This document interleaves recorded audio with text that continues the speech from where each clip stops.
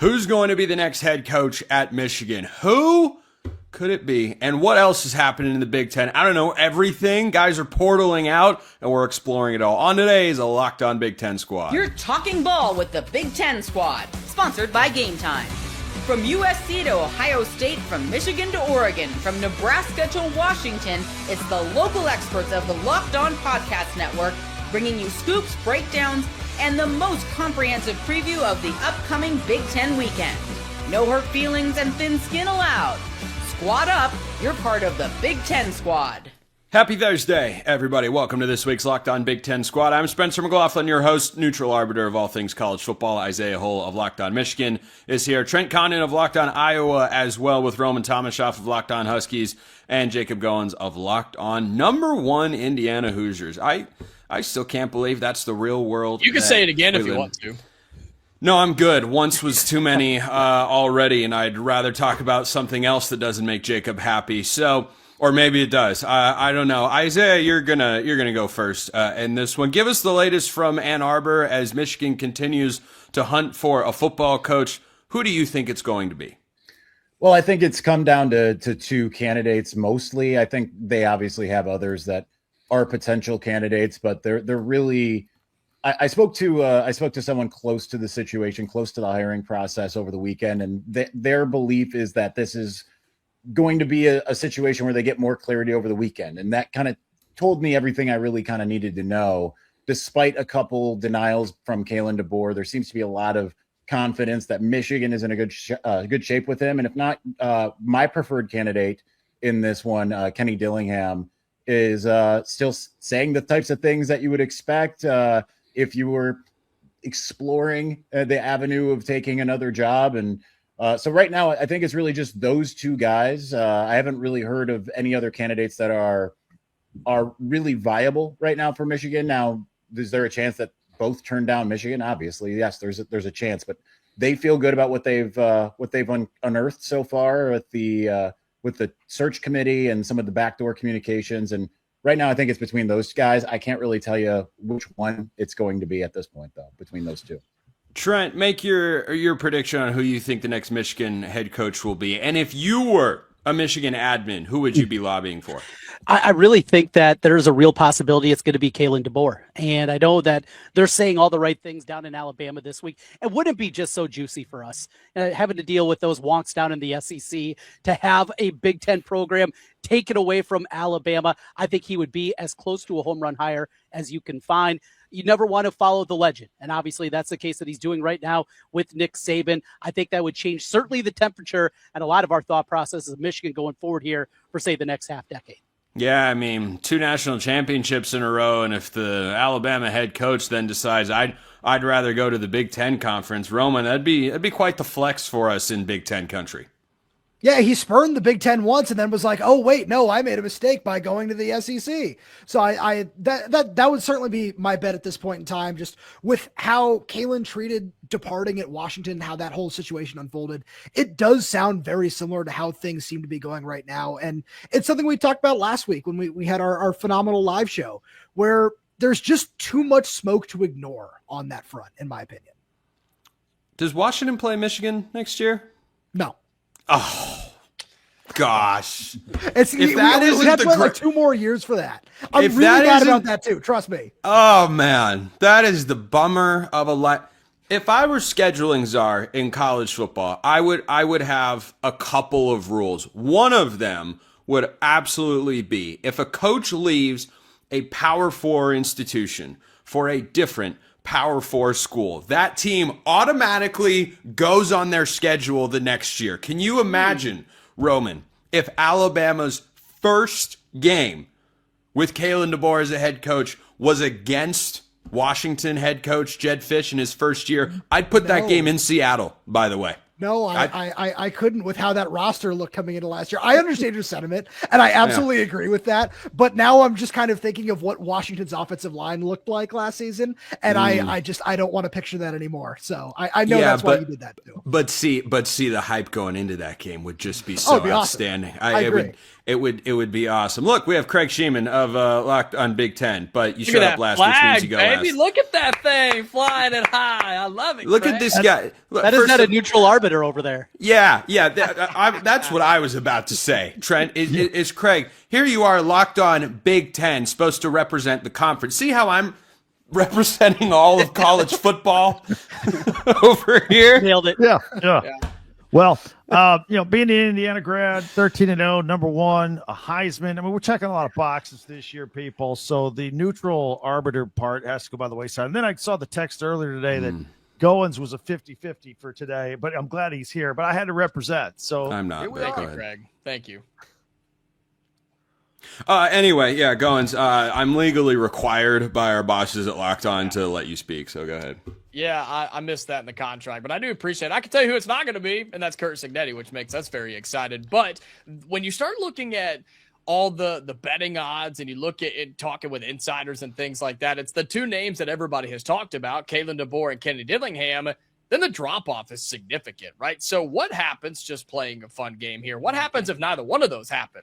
Then what do you do? If Michigan strikes out on them for whatever reason, they say no, Michigan says, or whatever the case may be, then where do you go? I think Dillingham is the hire in terms of resetting a culture and bringing a fire back to Michigan. I think Dillingham would be awesome. But to Trent's point about DeBoer, you have this opportunity for him to kind of leave Tuscaloosa and not have to worry about it. You're not hated. You're not loved. You just are honestly forgotten about down there, and they can go find someone else too. My concern is if Michigan doesn't get those two names, I have no idea where they go after that. Isaiah, do you have any idea in the event that they strike out on both of those guys? Like, are we talking about full-time Michigan head coach Biff Poggi here? I think so. There's someone that just became available last week. Really familiar with Michigan, has spent time there. Did have a little bit of a rough departure, but Sharon Moore right there for the hiring. Right? Knows what it takes to be the Michigan head coach. But I mean, at this point, I mean, like, yeah, there's a couple of other names that are on the list, like, Eli Drinkwitz and Whittingham, formerly of Utah. Clark Lee would be someone they would try to kick the tires on, but I just don't think they're going to get that far. I all indications from everything I've heard is they're going to get one of those two almost certainly. And I've gotten some phone calls today that have further indicated that, not even on the Michigan side, more so closer to some of the other, the candidates out there. So I just don't think that it's even going to get down to that point. Interim head coach Kyle Whittingham is an interesting idea. I'm just throwing it out there. Frank Reich just did it at Stanford. It went just fine. Craig, if you were Michigan, who would you hire? Kaylin DeBoer or Kenny Dillingham? Either would be stellar. And I'm a little surprised. I guess when you guys say that your sources say that maybe I thought those guys were out. I guess they're still talking. Maybe Dillingham's talking. Roman, is Jed Fish out of the picture completely? That's kind of the sentiment that I've gotten. Everything that I've heard throughout this entire process was that he was kind of on the back burner of all this, and there were a whole lot of pieces just like connecting him to everything that was going on, which all made sense because of his time there and everything like that. But I never got the sense that he was one of the top tier candidates. Isaiah, is there a chance of Biff? Did they give it to him for a year as an interim? I think it's highly, highly unlikely. Okay. As awesome That's as Biff disappointing. It would be that's so my cool. guy. It would be so great. Not as great as the shocking move when Kirk Ferentz leaves Iowa to go be the head coach at Michigan. It almost happened 20 years ago. Did it really? Really? You said Kirk Ferentz. I think you meant Brian Ferentz. Yeah, you could have it. Knows how to really.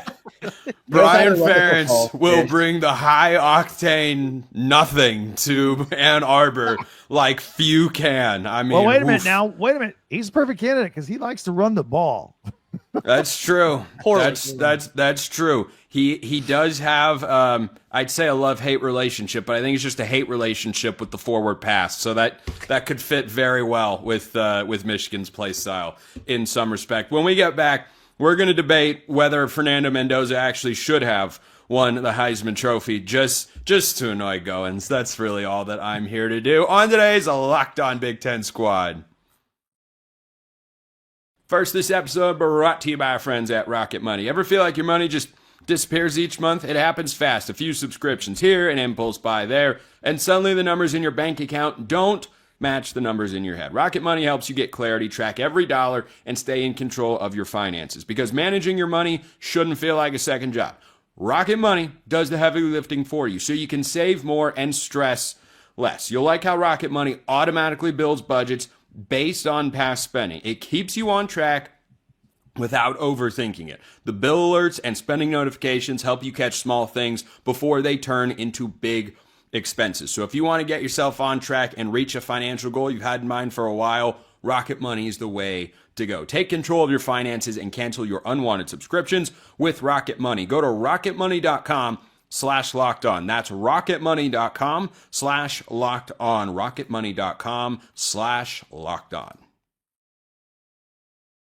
All right, continuing on with the Locked On Big Ten squad. Goins, we live in a world where Indiana is ranked highly and has a good record, and also has the Heisman Trophy winner. And that came with some disagreement from the second place finisher, Diego Pavia. The floor is yours. I'm curious your thoughts on the whole situation, because from a statistical standpoint, Mendoza is not the most outstanding Heisman winner that we've ever had. He's just the clutchest quarterback in the country. Clutchest quarterback in the country. He's also the best player on the best team, which I think is all you have to say in this situation. The Diego Pavia stuff, I mean, was anybody surprised to see him out partying in New York as a loser and then have comments to say about the voters? And then, don't worry, though, he apologized. He felt real bad about it the next day. The very clearly AI apology?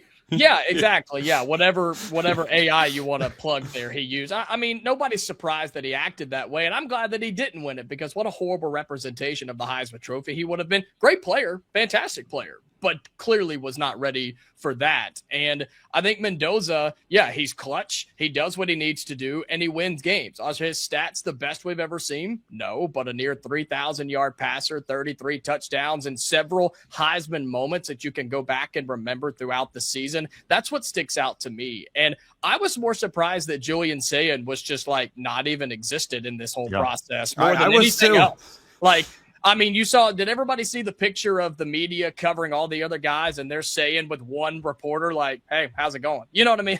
Like just talking to this guy, and then the votes were horrific. That was more surprising to me than Fernando Mendoza running away with the Heisman. I think what that came down to was Mendoza and Pavia had such incredible stories because they're leading Indiana and Vanderbilt to a combined 23 wins this year. Like, that's insane. And then Jeremiah Love is the only running back that is there. Mm-hmm. And then Julian Sainz just at Ohio State, maybe he might be the best quarterback of the bunch when it's all said and done. I'm bullish on Julian Sainz. Craig, I want to get your thoughts on this. Well, let's face it. Julian Sainz will be back in New York, right? Just a redshirt freshman. If he keeps throwing 80% completion rates, he'll be back. He'll get another chance. I was surprised at the low first place vote total for him. I thought he would be giving Mendoza a run for his money. Thank goodness Pavia didn't win. He's not worthy of it personality-wise. So, I don't know, man. Johnny Manziel won the Heisman Trophy. And that demonstrates it itself. We go back to the 70s, too, and a guy named OJ also won the award. Yeah. Well. Who? Who? Also, when you look at all those guys, I'm old enough to remember, we always – the guys that are on TV, the national TV, it's still a beauty contest, right? The 13-0 and the number one rated team and all that kind of stuff all worked in the favor of Mendoza. I can think of 4 Heisman moments for Mendoza. I can't think of any that jump off the page for any of the other ones. I mean, the Penn State game, the Iowa game, the throw to Surratt in the Ohio State Big Ten championship game, the comeback, the big drive against Oregon after the game was tied. So Mendoza had plenty of national exposure with Heisman moments. I can't really think of one play for each of the other 3 candidates that really stuck up. Well, I take that back. Jeremiah Love, the sit and spin, was his Heisman moment for Notre Dame. That I regret and not mentioning that earlier. But he had a Heisman moment too, I should say. Isaiah, if you had a Heisman vote, who would you have cast it for? I would have casted it for my dog because she's one of the best players. Actually, I just don't really like. like at this point, there just really wasn't like that clear person. I was totally fine with Mendoza getting it, and I've been on the Indiana train all year, to be honest. But like, really, you're really not going to look at anything other than offensive players, generally quarterbacks. So at this point, like, I feel like there had to be someone that was just a little bit more dominant. I would have maybe looked a little bit more at like Ahmad Hardy or someone like that as well. But I'm great with Mendoza winning it. I probably would have ended up voting for him if I had the vote. But at the same time, like, they're just it's a quarterback award, the quarterback on the best team award, and he was that. So to me, that's like, okay, that's cool. But I'm sure that there was like some kind of defensive game record. I can't think of one off the top of my head somewhere in college football that was deserving of being there at the very least. I got one. I Jacob Rodriguez at Texas Tech. Yeah. That's my who biggest. got my vote. Yeah, my biggest problem with this whole thing is Jacob Rodriguez. And you look at it, he got more first place votes than Sayan did. And they don't invite him. And this Heisman, it's become the fun award that it once was, where it wasn't just about being on a team that is a contender for a national champion. It felt like a little bit more thought process behind it. It's morphed into what the NFL MVP has turned into, best quarterback on a good team. And that's the part that is disappointing. Heisman used to be fun, and maybe it was just this year. This is not a knock on Mendoza by any means. Pavia is a character, but he's doing it at Vanderbilt, and they lost a couple of games this year. I just don't like what the Heisman Trophy's turned into, because I'm with you guys. Rodriguez should have been there. Can we talk also, and Roman, then I want to get your thoughts on this, about how the Heisman Trophy as a television product, like the ceremony, is just terrible. Cringe. It's so bad. It's so long. It can be done in 15 minutes. They just can't make money that way. It's so long. It's so unnecessarily dragged out. It's like they're just I understand telling the story of each guy, but each one should have like a 2 to 3 minute highlight package. They worked like 4 commercial breaks into this thing, and they're like, we're going to have the Heisman Trophy announcement when we get back. I'm like, at this point, I think you're telling us tomorrow. Well, how about let's go into the back room, because the front room's not good enough. Now we got to slide into the back room with Tito. Did you also notice how they had like every ESPN personality that they could squeeze into one place there? It's like, we're going to have Chris Fowler and Reese Davis and Marty Smith and Holly Rowe, and like there were like 4 others. I'm like, holy crap. Well, in most years too, right? With betting as big as it is now, most of the time we know who the Heisman winner is before we even get to the ceremony. So I think that takes a lot away from the television production and the event that it used to be too. Not every year, but most of the time. Yeah. Roman, are we just literally or metaphorically old men yelling at the sky here? No, I don't think so. I remember, like, because a couple of years ago, it was kind of the same thing. When I'm sitting here, like, hey, is it going to be Michael Penix or is Jaden Daniels stat padding going to win him the day? It was the same exact thing that I was sitting there like, all right. And I will say, I figured one thing out where they go in reverse order of the votes. Where if you listen to like in the order that they wind up like talking about each guy, it's that guy finished in 4th, that guy finished in 3rd, or that's what it was. Did they really? Penix here at the very. That's what it was. The Penix here. Yeah, it was like, we're going to talk about like Marvin Harrison who finished in 5th. Is that just coincidence or was that legit? I think it was legit. That's just that's my low stakes conspiracy theory here. It's investigative reporting right there. I like that. Hey, but it's one of those things where we absolutely could have done this in 15. Like even if you want to do 30 minutes, sure, whatever. Yeah. But it was way too long. It was way too dragged out. Like the fact that we didn't know was fun. I appreciated that aspect of it, but I was also sitting there like, hey, Washington's bowl game is about to start. And we need to get some eyes on the bucked up LA Bowl. Yeah, Big Ten 1-0 in bowl season, baby. Woo! We're cooking, absolutely cooking with gas. Yeah, I brought that up on my show earlier this week, Roman. That the inconsistency is what bugs me. If we're going best statistical season, well, Pavia had a better statistical season than Fernando Mendoza. That is inarguable. If it's best player on a team that's in the playoff, well, then why did Penix get it or not get it instead of Jaden Daniels, who had a better statistical season? Like, there's just no consistency, and I agree it's lost a little. Like, it's still great. And, I mean, the fact, Goins, I'll let you wrap us up on this. The fact that Indiana now has a Heisman Trophy winner is certifiably insane. Can you imagine when when Kurt Signetti was hired, if any of us had popped onto our respective shows and said, oh, by the way, Kurt Signetti is going to beat Ohio State within 2 years, win a Big Ten title, and have a Heisman Trophy winner at Indiana, the ridicule would have been insane. Yeah, and that's what's cool about where we are in college football. We're obviously biased in Bloomington, but with a transfer quarterback from California, like it just, whose brother's on the team, who recruited him there and said, hey, come take the starting job here because I think you can be good. It's a cool story. Fernando's speech was good. He talked about, wanting to have the trophy in Bloomington. The story itself is fantastic. And I'm happy for him. It's a huge recruiting tool now for Indiana, and hopefully the Hoosiers cap it off with a national title. We'll see about all of that. Some transfer portal buzz. Guys are in the portal all over the place. Who's everybody going to grab? We'll talk about that when we get back on the Locked On Big Ten Squad.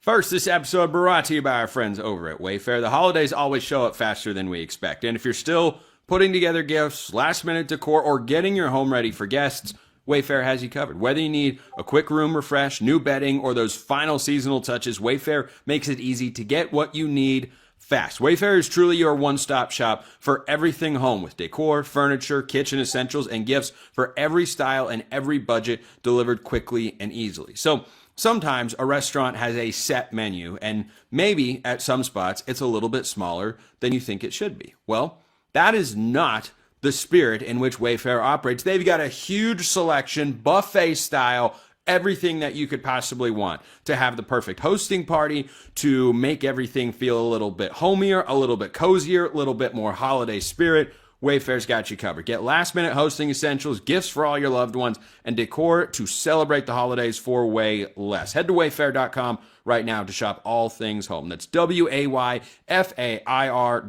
wayfair.com. Wayfair, every style, every home.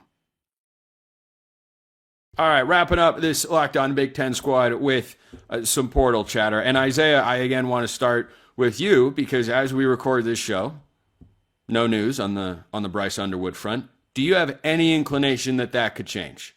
No, not really, right? Because a lot of people want to point out and say, oh, he was committed to LSU and money. Yes, the money is a big part of it, right? But the money is also continues to be a big part of it, right? And Michigan was the hometown place. Whoever Michigan's bringing in, whether it's one of the, those two candidates that I mentioned earlier or someone else, he's going to be in a much better spot. So, certainly there's teams that are meddling, but I have zero concerns about Bryce Underwood going anywhere at this point. And really most of the team, considering like right now it's pretty quiet. They've only lost one player and it was an expected loss. And Jaden Davis, the backup quarterback, obviously they're going to lose a few more, that's just how it goes. But at the same time, you would have thought there'd be an exodus, right? It's been embarrassing for the school and it's, continues to be headlines nationally. And certainly there's a lot of talent in Ann Arbor, even if a lot of it is unrealized. It was the youngest team in the Big Ten and, no one's bolted yet really, aside from Jaden Davis. So not really any concerns as far as Bryce Underwood in particular, but there seems to be a bit of a buy-in regardless of not even knowing who the head coach is at this point. We all work in the headline and SEO world, and did you guys see the article out there? Michigan quarterback enters transfer portal. Yeah. I saw that and thought, you clever son of a gun, whoever you are. You know exactly what you're doing. Exactly what you're doing. Anyway, Trent, does Iowa know exactly what they are going to do at quarterback for next year? Can Gronowski come back, or is Gronowski done and Iowa's back on the portal market? Yeah, he is out. I think it is going to be two guys that they got a year ago, though, in the portal, likely battling it out come springtime. Hank Brown, who missed a screen pass that would have beat Indiana back in the middle of the year when he came in for an injured Gronowski. He was the number 2 quarterback, and after that, he lost the backup role. Jeremy Hecklinski, who came in from Wake Forest, he actually was the backup for the last half of the year after that one. So those are the two guys. Hank Brown's more your prototypical pocket passer, 6'3". Hecklinski, he's a little guy. He's 5'10", at best, probably not even that, but he can move around. He can make some plays. So definitely two different styles of quarterbacks. And me personally, after what we saw, obviously running the football from Gronowski this year, I would like to see a guy with a little bit more athleticism, Iowa statute quarterbacks has not gone very well the last 6 or 7 years. So you're telling me Iowa's not going to kick the tires on Aiden Childs or Dylan Raiola? No, definitely not Raiola. I don't see like he doesn't seem like a Kirk Ferentz type of guy. Because he throws? No, because he's an a-hole. I gotta say, I hate the idea that Iowa is not going to have like a 7-foot quarterback that runs like a 40-second 40. Don't give him any ideas over there. Yeah. I'm with Isaiah. That just feels very, very wrong in so many ways. Going 2 for 2 are the Hoosiers with transfer quarterbacks, and I mean, unless Alberto is really the guy. Look, there are going to be options. There's a former Indiana quarterback in the portal right now in Brendan Sorsby, who went to Cincinnati for 2 years and had a couple of really nice seasons, especially this last one. Where do you think Indiana looks? They've also been reportedly connected to Sam Levitt.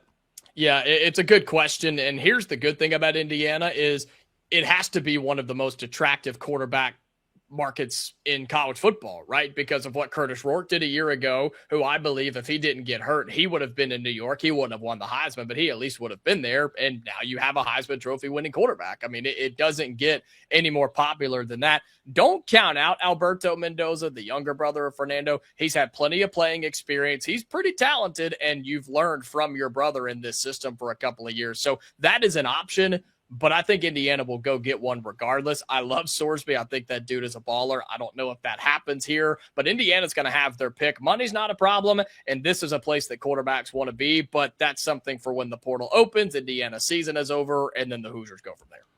You know, Cignetti is a savvy guy. Is anyone going to push it past him to make Alberto look exactly like Fernando and send him to the NFL and then play Fernando and say he's Alberto? I mean, is that the next move? I mean, their number's only one off, so you could get. I mean, just no, that's what I'm saying. Craig, just I never think take your helmet off. Just never take it off. Yeah, just wear it wear it to press conferences and say, everywhere. Yeah, well, I just feel a lot more comfortable with the helmet on. Did I just solve Indiana's quarterback question, Craig? Well, the younger brother's about 3 inches shorter, so it looked more like Diego Pavia. Put some lifts in his. Just wear heels. You're good. Yeah. Get him like those.